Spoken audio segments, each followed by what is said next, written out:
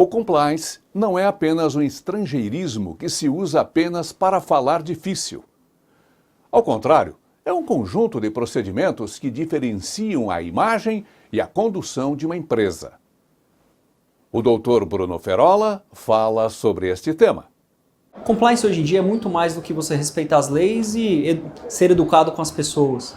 Ele está no dia a dia das decisões, principalmente da governança e da alta liderança. O compliance de verdade ele é feito nas portas fechadas, quando as decisões são tomadas, quando os orçamentos são destinados e principalmente quando os erros são corrigidos. Você não ter um programa bom, efetivo de compliance hoje em dia, ele está dizendo que você está descoberto. Você se torna um alvo principalmente para situações e acusações que não fazem sentido nenhum. Você perde muito tempo tentando provar algo que com um bom sistema de conformidade você conseguiria fazer isso na rotina. Por isso que eu digo, mais do que um programa que fala sobre um código de conduta, sobre uma questão respeitosa no dia a dia de trabalho, é necessário de um sistema para que você certifique que os pagamentos são bem feitos, os contratos são assinados e as pessoas que estão no cargo de liderança sejam pessoas corretas. Inclusive hoje a gente tem testes de ética e integridade para líderes, para perceber se ele tem dentro da sua postura principiológica dos seus valores um perfil para aquela posição. Agora me diga uma coisa, como uma pessoa que está conflitada em termos de interesse pode avaliar de uma maneira equilibrada e isenta uma decisão que serve, por exemplo, uma destinação de um recurso milionário do conselho? Não funciona. E aí o conselho está fadado. Talvez não hoje, talvez não amanhã, mas em algum momento ele vai pagar essa conta e ela não é baixa. O compliance no final ele acaba sendo a conformidade do sistema, né? Você começa primeiro cumprindo a lei que é o mínimo para todos nós. E depois respeitar as pessoas que também é o mínimo para todos nós e esse mínimo às vezes não é feito. Ter o bom senso e o equilíbrio nas decisões me parece algo que seja feito de uma maneira até automática, mas não é.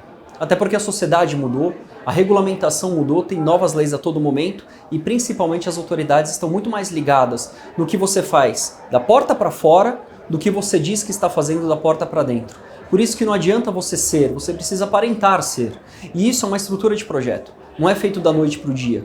É uma avaliação sincera de onde estão seus principais problemas e um compromisso claro que você quer resolvê-los, doa quem doer.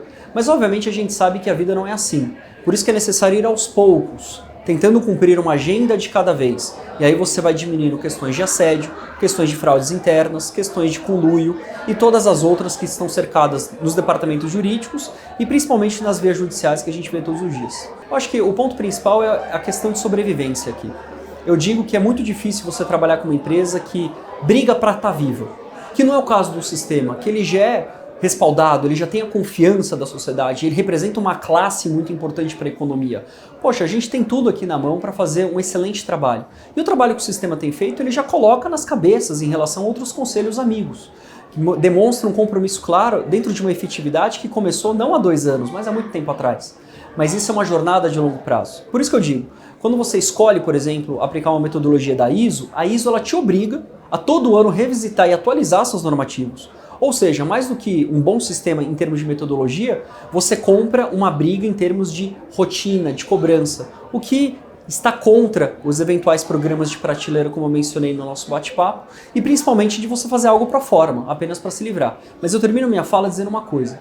Uma boa gestão, com compliance, sendo transparente, uma prestação de contas e mostrando que você está disposto a resolver os problemas, não é resolver todos, mas que você está trabalhando para isso, isso vira uma prova de balas para qualquer tipo de oposição ou crítica. Porque quando alguém vai te criticar, você já sabe disso e já está trabalhando no tema. Ou seja, você tira o argumento da outra parte.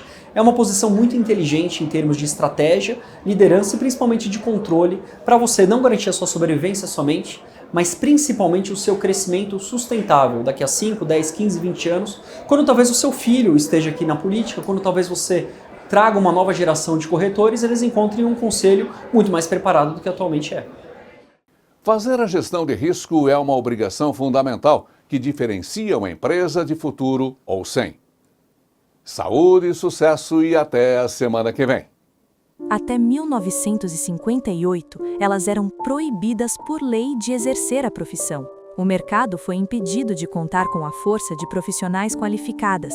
Um número infinito de negócios deixou de acontecer, mas em 1958 elas foram autorizadas a trabalhar. Nestes 68 anos, as mulheres corretoras de imóveis são parte essencial do segmento imobiliário. Mais de 200 mil profissionais, com muito orgulho.